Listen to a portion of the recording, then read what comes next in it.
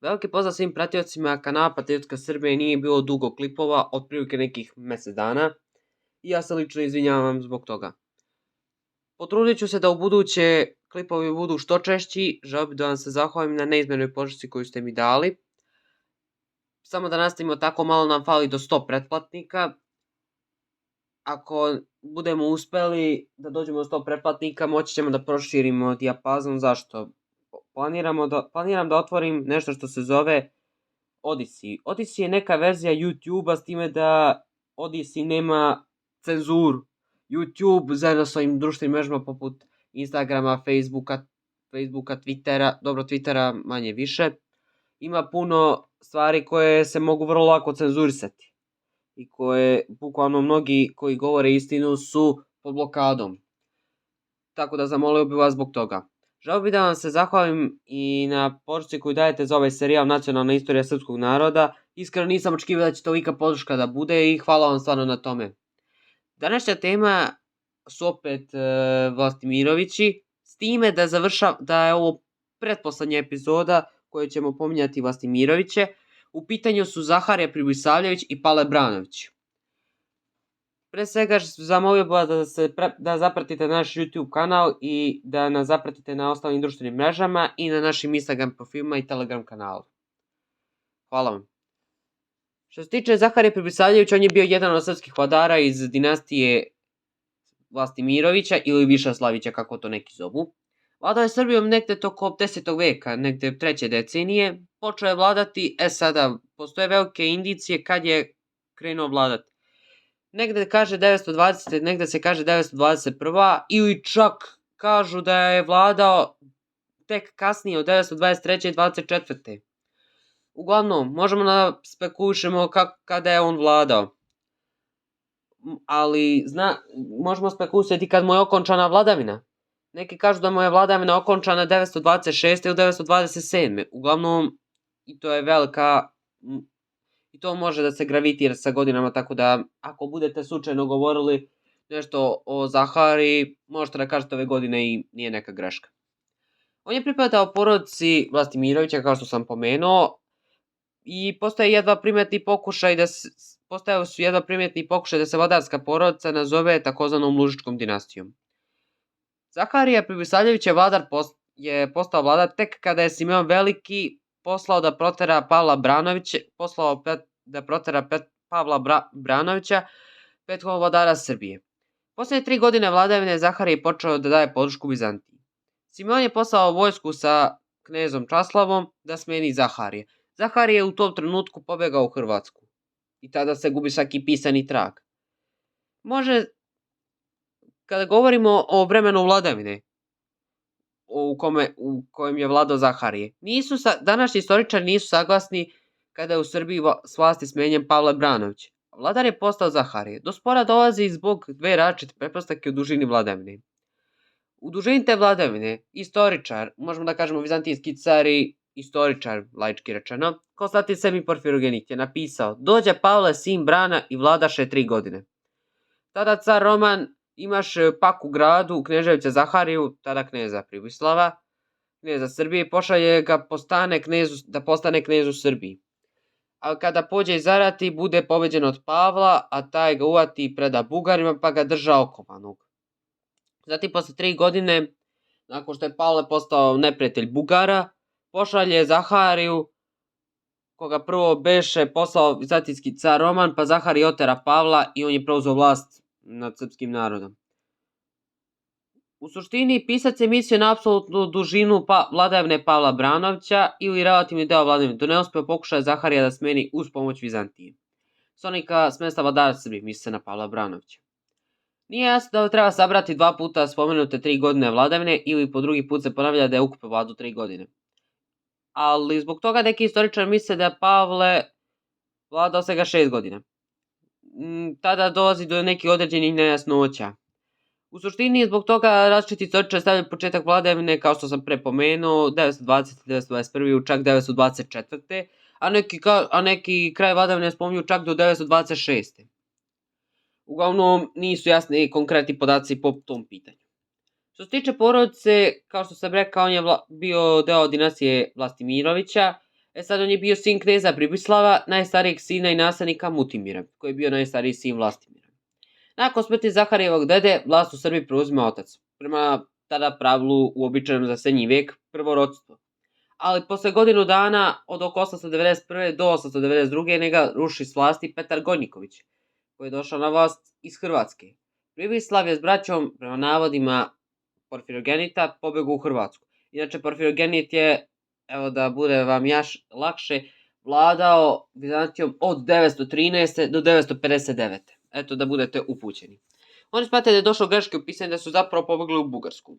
Postoje takve indicije, što naravno ne isključujemo. Bugarsko-vizantijski sukob je počeo negde u periodu oko 10. veka. Uticali su na političke promjene u Srbiji. Tada, kao što sam rekao, bugarski car Simeon postavlja svog kuma Petra Gojnikovića, zbacuje s vlasti zbog njegovih veza s Vizantijom. Na njegovo mesto postavlja Pavla Branovića u pokušaju da osigura uticaj u Srbiji. Tadašnji vizantijski car Roman Lakapalin, koji je vladao od 920. do 944. je poslao prema nekim mišljenjima vojsku predvođenu Zaharijem, Pavlovim bratom od strica i sinom Mutimirovim, najstarijim sinu, i nasledniku Pribislava da svrgne Pavla. Zaharijeve trupe su poražene i poslane u Bugarsku. Međutim, političke prilike, kao i uobičajeno na Balkanu, inače političke prilike su često nestabilne, navele su Pavla da promeni politiku. Ovaj njegov potez je primorao Simeona da interveniše i da zbaci ovog istog s vlasti. Iako na vlast došao Porčko-bugarskog car Zaharije je vrlo brzo prešao na stranu Vizantije i priznao vazalne odnose Vizantiji. Ovaj njegov potez je opet izervirao Simeona, laički rečeno. Poslao je protiv Zaharija vojsku predvođenu Teodorom Sigiricom i Marmenom i njihov cilj je bio da trajno pokore Srbiju, pošto se ne pominja su se sobom vodili nekog od srpskih prinčeva, mada postoji indicije da su vodili Časlava. Bugarske snage su međutim uništene, a Zaharije je glave i oružje dvojice bugarskih vojskovođa poslao u Carigrad kao neki vid trofeja. Novi pohod je počeo 924. ili čak 926. po nekim izvorima, a uz vojsku je poslao Časlava, Klonimirovog sina i Zaharijevog brata od strica. Zaharije je tada pobegao u Bugarsku, nakon čega su bugarske vojskovođe pozvale srpske župane da dođu i da priznaju Časlava za novog vladara. Kada su se župani pojavili, Bugari su sve povatali i Srbiju su opustošili. Dalje, Zaharijeva sudbina je nepoznata iz razloga što se on više ne pojavljuje u izvorima. Međutim, u vreme Zaharijevog bega u Hrvatsku zabeležen je nagli uspon Hrvatske države.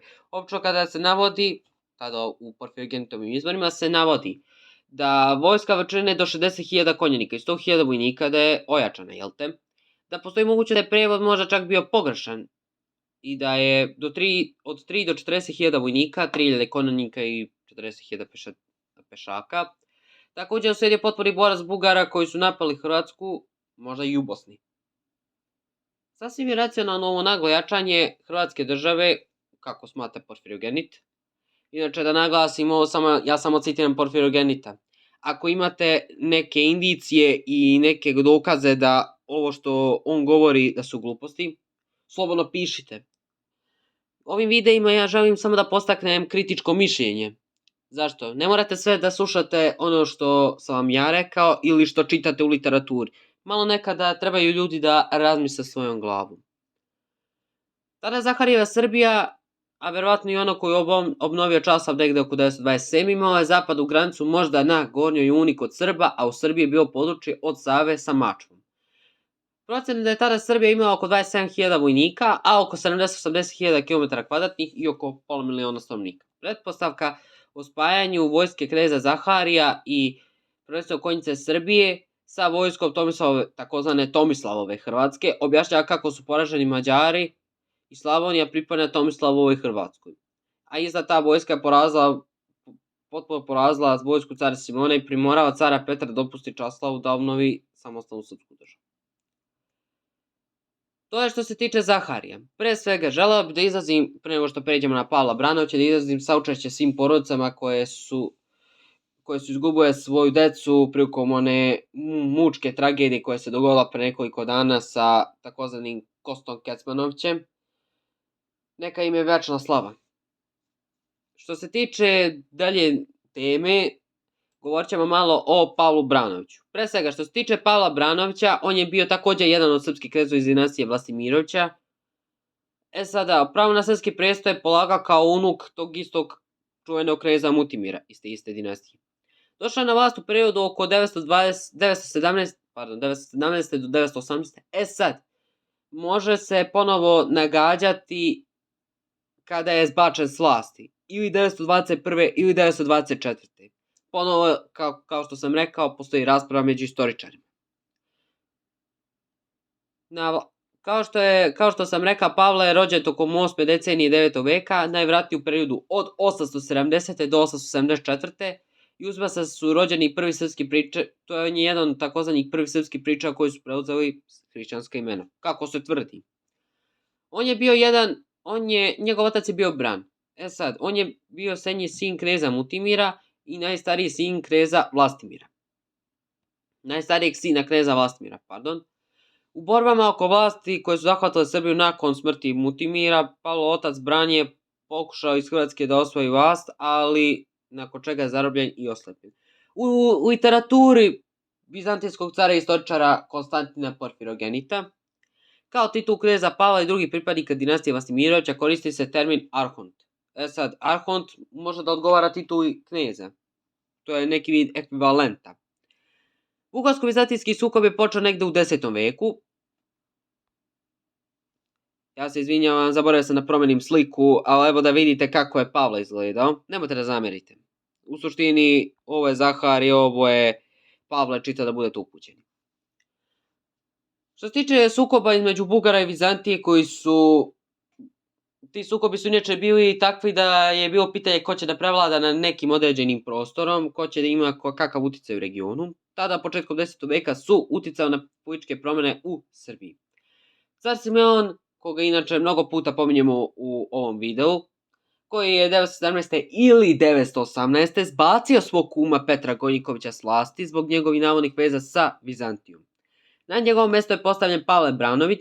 Sad, vizantijski car Roman Lakapin, koji je vladao od 919. do 949. je poslao 921. godine vojsku predvođenu Zaharijom Pribislavićem, Pavlovim bratom Ostrijica i sinom Mutimirovog najstarijeg sina Pribislava, da svrgnu Pavla s vlasti. U borbama koje su sledile, Zaharijeve trupe su potučene do nogu, a on sam je zarobljen i poslat u Bugarsku. Međutim, političke prilike na Balkanu su ponovo, što se kaže, nepredvidive. Knez Pavle Branović je približio se Vizantiji. Taj potez je naljutio Simeona, koji je uzeo i intervenisao u Srbiji, tako da je 924. ili čak 921. smanjen s vlasti. Eto, dok je dalja sudbina Pavla Branovića, blagorečeno, nepoznata. Možemo da kažemo, evo jedna referenca i zanimljiva činjenica. U takozvanim letopisima popa Dukljanina se navodi da su srpski vladari tog doba, misli se na Vlastimiroviće, nosili titule kralja. Međutim, današnja zvanična istorija, koja je vrlo, što se kaže, kako bih rekao, vrlo je nesigurna i nestabilna i veoma lako se kompromituje. A istoričari bacuju taj podatak o kraljevima. Istoričari različito tumače reči Konstanta Porfirogenta, pošto on 2 puta pominje da je prošlo 3 godine pojašnjavajući da li je u pitanju isti period ili 2 različita perioda. Eto, ovo vam je, moram da kažem, jedan dug video po ovom pitanju. Inače, samo pre nego što završim ovaj video, želeo bih samo da vam kažem da trebate uvijek da imate kritičko mišljenje i da trebate da mislite svojom glavom.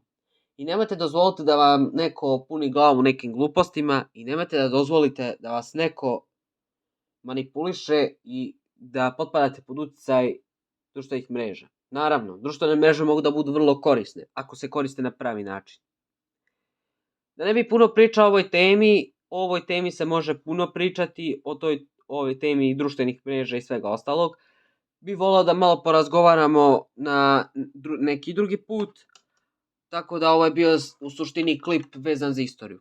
Hvala što ste ispratili ovaj novi klip i veliki pozdrav za sve vas sa porukom neka je večna Srbija.